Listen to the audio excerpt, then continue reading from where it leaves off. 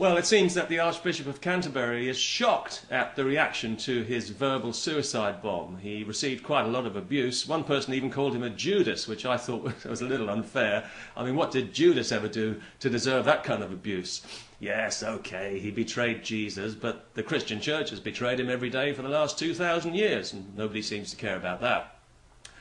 The Archbishop is a very clever man, but he's clever in a useless way because he lives in a bubble. All this stuff is theoretical to him. None of it will impact on his life in any way, so he can well afford to be magnanimous about it.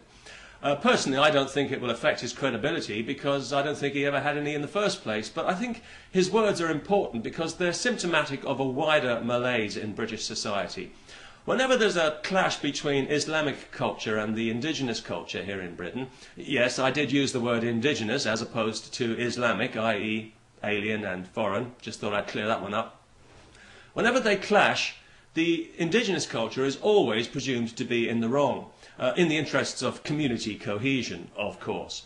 For example, polygamy is illegal in Britain, but Muslim polygamists not only get away with it, they now also receive extra state benefits for their extra wives. Hate speech is banned in Britain for everyone except extremist Muslim imams who are free to preach hatred against Jews and homosexuals because if we required them to obey the law, well, they might be offended. I would say that we ought to be ashamed of ourselves, but of course we already are, which is why all this is happening. Now, Western society has its faults, as we all know, and as the Islamists themselves never tire of pointing out. But personally speaking, they're faults that I can live with. Islam, on the other hand, has faults that I can't live with and I won't live with under any circumstances, and a lot of people in this country feel exactly the same way. The reason that we don't want any aspect of Sharia law in our society is because it's a manifestation of clerical fascism, and because it favours men over women, which makes it a violation of civilised democratic values. And the reaction that the Archbishop received, which obviously did affect him, which just goes to show what a bubble he really does live in, and it also explains why so many Muslims were puzzled by his remarks, but the reaction is an illustration of the anger that people feel at not being allowed to express an honest opinion about Islam in our society, because rather than calling things honestly by their name, we're always encouraged to hide behind cowardly euphemisms to avoid offending people who've got nothing to be offended about. Just last week, for example, we were issued with special politically correct guidelines about how we should refer to Islamic terrorism lest we give the false impression that it's got anything to do with Islam. We're talking about terrorism carried out in the name of Islam by Muslims and justified using their holy scripture, but apparently it's got nothing to do with Islam. Well, I'm sorry, but just because every Muslim doesn't support it doesn't mean it's not Islamic. People say you can't judge Islam by its followers, but that's like saying you can't judge a football team by its results. Islam is its followers. Because there's no central authority, the Quran is open to interpretation by men who, being human, will always interpret to suit their own cultural prejudices. So Islam is its followers. It's a representation of how they interpret their holy book, and therefore the only way it can be judged is by their behaviour. Unfortunately, right now, for all of us, that is Muslims and non-Muslims alike, the driving force behind the religion is Saudi Arabia, where most of the terrorist money comes from and where many of the so-called community leaders in Britain get their funding. And this particular brand of Islam preaches intolerance, hatred and righteous bloodlust to children.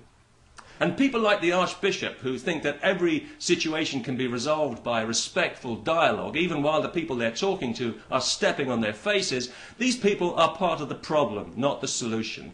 The solution is not more appeasement, dialogue and debate. The solution is to enforce the law equally and impartially for everyone, regardless of whether it's inconvenient for some Muslims. The solution is to prosecute those who incite terror, to close down the mosques and deport the imams. Any sane society will be doing this automatically.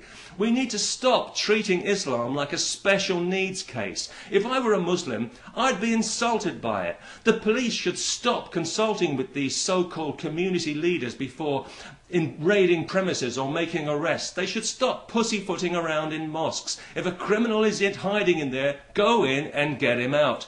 There should be no more pandering to Muslim sensibilities in the public arena. No footbaths in public washrooms. No separate days for swimming where nobody else is allowed. No special job conditions that don't apply to others. And nobody should be allowed to teach children or appear in court while wearing a ridiculous mask. There should be no restrictions on non-Muslims, like when Scottish Health Service staff were forbidden to eat lunch at their desks during Ramadan in case somebody happened to be fasting nearby. And there should be no cultural sensitivity of any kind involving Christmas or pigs or dogs. In fact, just a couple of weeks ago, the classic story of the Three Little Pigs, the classic children's story, was censored by a committee of English middle-class bedwetters desperate to show how culturally sensitive they are at everybody else's expense. And it's a classic story. We all know the story, I'm sure, the Three Little Pigs. They're building their houses, aren't they? One of brick, one of wood, and with a naivety that would embarrass even a dimmy archbishop, one of straw. And we all know what happens. The big bad wolf comes along and blows down the first two houses, but he can't blow down the brick one, so he flies an aeroplane into it and blames the Jews. Isn't that it? No? Gosh, you know, it's so long since I read that story, I guess I'll have to go back and read it again. That's if I can find a copy that hasn't been pulped in the interests of community cohesion.